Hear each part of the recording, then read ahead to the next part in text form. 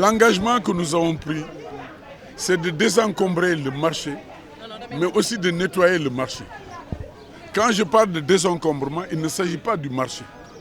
Il s'agit des alentours. Pour nous, le marché de rue est fini à partir de ce soir. C'est pourquoi nous procédons au toilettage du marché et des alentours du marché. Toutes ces rues que vous voyez doivent être dégagées pour permettre la circulation de se faire. C'est l'engagement que nous avons pris. Et cet engagement, si nous l'avons pris, c'est parce que nous avons le concours et l'appui de l'État. Je voudrais ici rendre vraiment un hommage mérité au ministre de l'Urbanisme, du Logement et de l'Hygiène publique, qui nous a appuyés, qui nous a accompagnés, qui nous a permis véritablement de réussir cette journée. Après avoir nettoyé et désencombré, nous allons mettre des agents de sécurité un peu partout pour que pareille situation ne se reproduise ici. Ceux qui sont des commerçants ou qui veulent vendre les produits, qu'ils aillent dans le marché, à l'intérieur du marché. Ceux qui n'ont pas de place, qu'ils aillent vendre ailleurs. Et qu'on puisse aujourd'hui moderniser le marché et permettre d'accueillir beaucoup de monde. Mais laisser le marché, laisser le cœur du marché et s'installer dans la voie publique, je dis que ça ne peut plus passer. C'est fini. Mais l'accompagnement de l'État, nous sommes de l'État. Nous sommes un État décentralisé.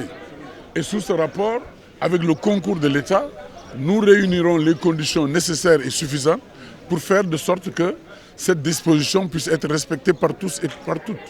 Parce que c'est une volonté des commerçants, je parle bien des gros commerçants, c'est une volonté des riverains, c'est une volonté des populations, c'est une volonté de la municipalité. Donc, il ne peut pas y avoir d'obstacle. Ce qui pose problème, ce n'est pas les commerçants. Ce qui pose problème, c'est les ambulants qui occupent la voie publique, mais pas les commerçants. Alors, quels sont les dispositifs qui sont mis en place pour qu'il y ait un suivi? Mais le dispositif, c'est d'abord la mise à disposition d'un effectif important d'ASP. Ensuite, nous, on va contribuer avec les forces de sécurité que nous avons et l'appui des forces de sécurité de l'État. Je pense que c'est un dispositif sécuritaire assez pertinent et efficace qui permettra justement de faire respecter ce qui a été retenu. Qu'est-ce que vous attendez comme appui de l'État? Mais ce que nous attendons de l'appui, nous l'avons déjà vu.